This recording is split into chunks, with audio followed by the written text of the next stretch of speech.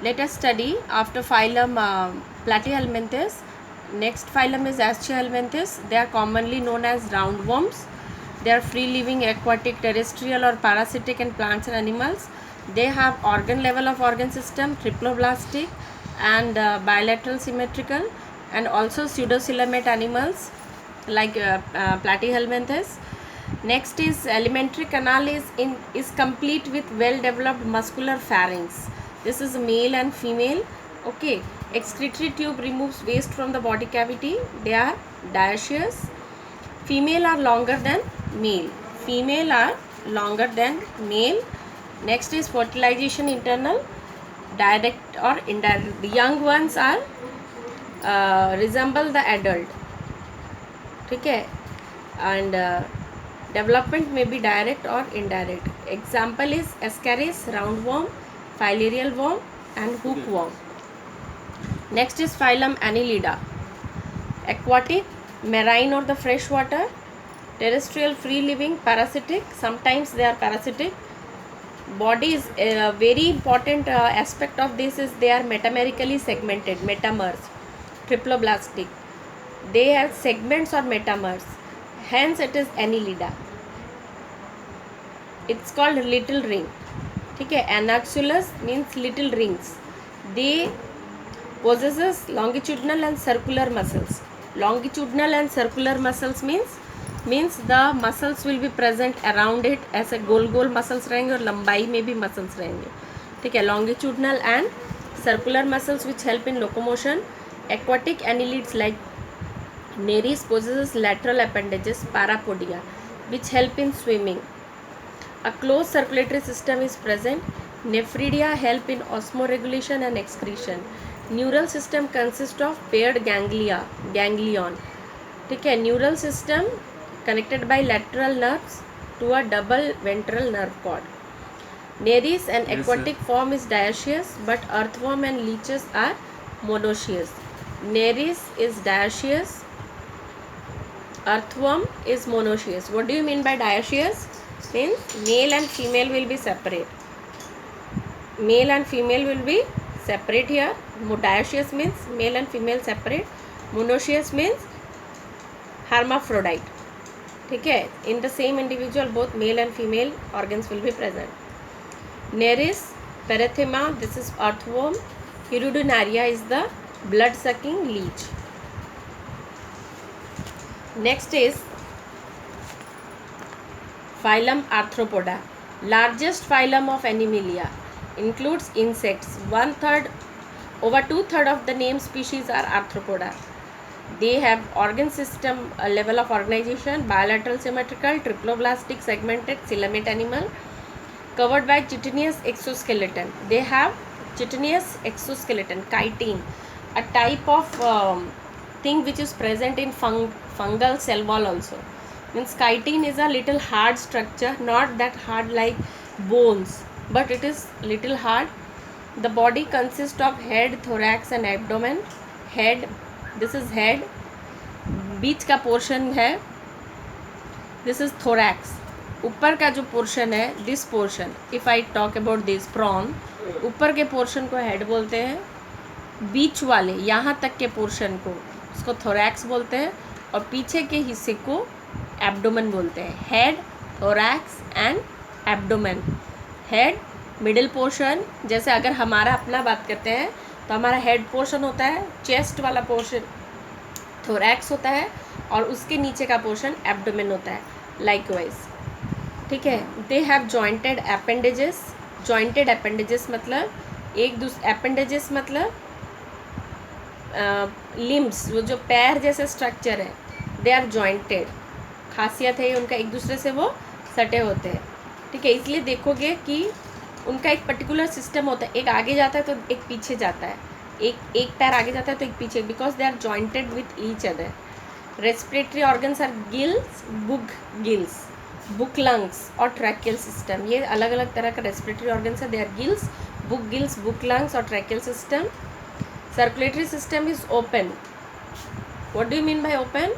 Directly the organs are floating in the blood, उसको open बोलते हैं. When the blood is circulating in the vessels, then it is called as closed circulatory system. When it is directly the organs are floating, then it is open. Now sensory organs like antenna, eyes, compound और simple.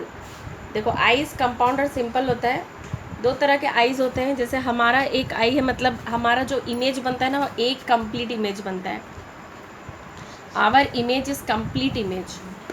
ठीक है, हमारा जो image है ना वो एक complete image है, इस तरह कंप्लीट है. बट कंपाउंड आई का क्या होता है, इस तरह का मिलियंस और इट बहुत सारे इमेजेस बनते हैं. बहुत सारा, जितना यहाँ पर सेक्शंस दिख रहा है ना उतना सारा सेक्शंस को जोड़ करके एक पिक्चर दिखता है. हमारा क्या है कि complete, we can see a complete picture. But in arthropoda they are like this. ये छोटे छोटे पिक्सल जैसा बोल सकते हैं. ठीक है, कैमरा का पिक्सल के जैसा बहुत सारे छोटे छोटे ये इमेजेस को जॉइन करके वो एक कंप्लीट पिक्चर बनता है.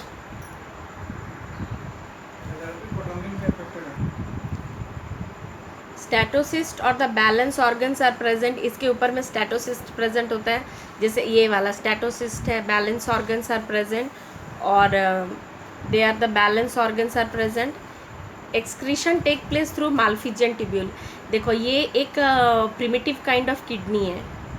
ठीक है, किडनी के बहुत तरह का सिस्टम्स होता है. जैसे किडनी हम लोग को अल्टीमेटली एक वेल डेवलप्ड सिस्टम दिखता है, मगर इससे पहले नेफ्रिडिया हो सकता है.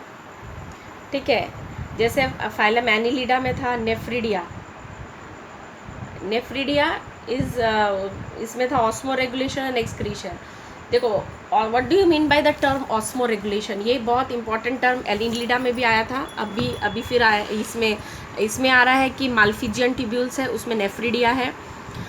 हमारा नेफ्रॉन है, excretory unit is nephron. Malpighian tubule एक है, फ्लेम सेल्स एक है. These are different kinds of excretory cells which help in excretion. तो ऑस्मो रेगुलेशन क्या होता है, एक बहुत इंपॉर्टेंट टर्म है. जैसे हमारा जो एक्सक्रीशन कैसे होगा, ठीक है, जैसे ब्लड तो पंप हो जाता है, ऑस्मो रेगुलेशन, ब्लड तो पंप होता है with the help of the heart. लेकिन किडनी तो ऐसा पंप नहीं करता है. एक्सक्रीशन कर कैसे सकता है वो? मतलब ब्लड अपने आप वहाँ जाएगा और अपने आप उसका वेस्ट जो है वो ब्लड वेसल्स में जो वेस्ट है वो यूरेटर में पहुँच जाएगा और फिर ब्लड प्यूरिफाइड ब्लड अपने आप वेन्स में कैसे चला जाएगा. तो ये ऐसे जाता है कि वहाँ पर एक कंट्रोल होता है, एक प्रेशर क्रिएट होता है. ठीक है, बहुत फोर्स क्रिएट होता है, प्रेशर अंदर में एक प्रेशर क्रिएट होता है. You will learn in physiology chapter, last chapters में है. एक प्रेशर क्रिएट होता है जिसके वजह से वो उसमें से अपने आप, जैसे ऑस्मोसिस से क्या होता है कि वाटर जिसका कंसंट्रेशन ज़्यादा होता है वो एक मेम्ब्रेन के थ्रू, अगर हम ऑस्मोसिस करते हैं हियर, तो एक मेम्ब्रेन के थ्रू अगर यहाँ का कंसंट्रेशन कोई भी चीज़ का इधर ज़्यादा है तो वो इधर पार हो जाता है. एक मेम्ब्रेन, एक सेमी परमिएबल मेम्ब्रेन होता है बीच में, और वो इस इधर लेस है, हाई से लो की ओर वो मूव करता है, हाई से लो की ओर मूव करता है ड्यूरिंग ऑस्मोसिस. ठीक है, तो वैसे ही वहाँ पर एक बहुत ज़्यादा कंसंट्रेशन क्रिएट होता है. तो ऑस्मोसिस के थ्रू जो रेगुलेशन होता है कि मूव करवाना, अगर कंसंट्रेशन ऑफ वेस्ट ब्लड में ज़्यादा है तो वो यूरेटर की ओर जाता है. मतलब हमारा जो किडनी से जाके यूरेटर में जाता है और प्यूरिफाइड ब्लड वापस अपने वेन्स में चला जाता है.